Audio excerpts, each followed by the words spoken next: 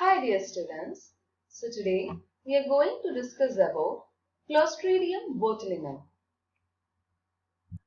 It comes under the class Clostridia, order Clostridiae, family Clostridiaceae, genus Clostridium.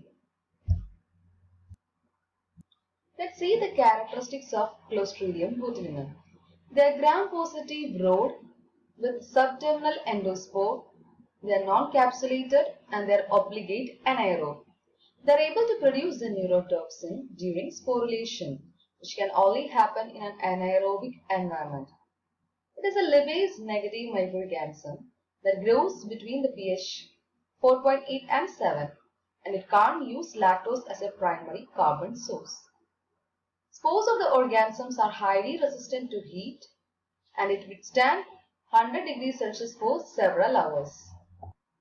Botulism is a neuroparalytic disease. It is caused by the potent protein toxin released from Clostridium botulinum. It binds to the acetylcholine receptors in the neuromuscular junction, and it alters the mechanism for acetylcholine release. And this makes the neuron unresponsive to action potential. An action potential occurs when a neuron sends information down an axon away from the cell body. Botulism is of three types: foodborne botulism, wound botulism, and infant botulism. It is a potential bioweapon due to its potency. The name botulism is derived from sausage. Botulus in Latin means sausage. It is formerly associated with this type of food poisoning. The Clostridium botulinum was first isolated by Emil von Erman from a piece of ham that caused an outbreak of botulism. The toxins are liberated during the growth. 7 types of Clostridium botulinum have been identified based on the immunological difference in the toxins produced by them. They are antigenic and they get only inactivated by heating it at 100 degrees Celsius for a period of 20 minutes. They are the most potential biological warfare agent.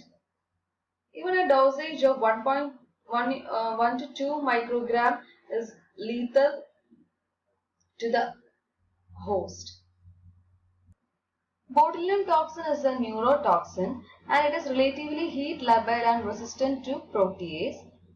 It has the types A, B, C, D, E, F, G, and it is the most potent toxic material known. And let's see its mechanism of action. The toxin resists digestion and is absorbed through the small intestine in its active form. And it acts by blocking the production or release of acetylcholine at the synapses and neuromuscular junction. And here, the onset of the disease is marked by diplopia. Diplopia means seeing two images of an object, that, or otherwise we can call it as double vision. And there is dysphagia, that is difficulty in swallowing the foods or liquids. And then there is dysarthria, means slurred speech or difficult to speak. And this can be followed by flaccid paralysis. The incubation period in ingestion is unknown, but for foodborne botulism, the incubation period is 6 hours to 8 days. And in wound botulism, it's 4 to 14 days. And when the disease is transmitted by inhalation, the incubation period is 24 to 36 hours. The toxin enters bloodstream from mucosal surface or wound, and it binds to the peripheral cholinergic nerve endings, and it inhibits the release of acetylcholine, the neurotransmitter, preventing muscles from contracting. Symmetrical descending paralysis occurs, beginning with cranial nerves, and it progresses downwards. The foodborne botulism is due to the ingestion of preformed toxin. The type of the bacillus and the nature of the food responsible vary in different regions.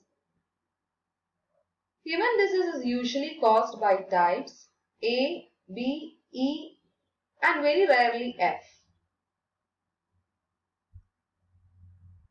The source of botulism is usually preserved food, meat and meat products, and also the canned vegetables and canned meat. The cans are often inflated and show bubbles when opening. Symptoms begin usually 12 to 36 hours after ingestion of food. There will be vomiting, thirst, constipation, difficulty in swallowing, speaking, blurred vision, and eventually paralysis. Next one is a wound botulism. Here the organism enters wound and it is a very rare condition resulting from wound infection with Clostridium botulinum. It develops under anaerobic conditions, that is from ground or in dirt or from gravel. It does not penetrate intact into the skin. The toxin is produced at the site of infection and is absorbed. The symptoms are those of foodborne botulism except for the gastrointestinal components which are absent. Infant botulism is the most common form and it is recognized as a clinical entity in 1976. This is a toxico-infection. Babies from 1 week to 1 year are mostly affected. It is caused by ingesting contaminated foodstuff, lack of breast milk, and also by the household dust containing Clostridium botulinum spores. The clinical signs include poor feeding, weakness, lethargy, pooled oral secretions, weak or altered cry, floppiness, and loss of head control, flat, blunted facial expression. Also, it is characterized by constipation and weak sucking. It causes sudden infant death syndrome, that is SIDS. The organism can be found in the stool. In laboratory diagnosis, the diagnosis can be confirmed by demonstration of the bacillus or the toxin in food or fecal samples. Gram-positive sporing bacilli may be demonstrable in smears made from the food. Clostridium botulinum may be isolated from the food or the patient's feces. The toxin can also be demonstrated in serum, stool, gastric aspirate, and the suspected food. Culture of stool or gastric aspirate takes almost 5 to 7 days. Electromyography can also be performed for diagnosis. Mouse neutralization test can also be performed. Here, the food is macerated in sterile saline and the filtrate is inoculated into mice or intraperitoneally. In this, the control animals that is protected by polyvalent antitoxin will remain healthy and the infected ones without the antitoxin will die. And the results can be obtained in 48 hours. Let's see some of the preventive measures to control the disease. Boil the home canned foods for 10 minutes. Restrict honey from less than 1 year old because honey has been incriminated as a likely food item through which the bacillus enters the gut.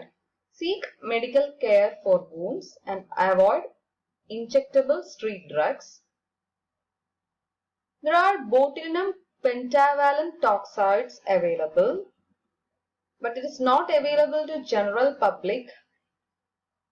It is in use for laboratory workers and for military purpose. It protects types A, B, C, D and E, and it also provides long-lasting immunity. When using canned food, inspect for bulging, loose lids, mold and any kind of odor. Proper home canning procedure has to be performed. That includes hygiene, proper time schedule, proper processing method and equipment, and avoid home canning or cheaply produced commercial food.